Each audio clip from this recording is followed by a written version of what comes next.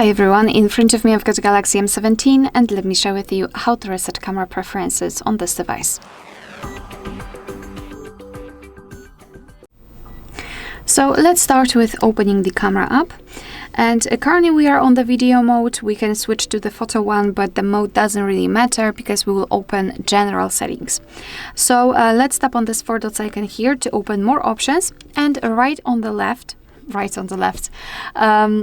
far left we've got the settings. So if you are somewhere here, just swipe and tap on this gear icon.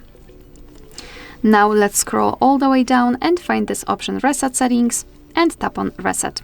And now we just go back to the camera, and here we've got the presentation of the section with options, which is shown if you are opening the camera for the very first time after the initial configuration, which means that we just successfully reset camera preferences to their default state.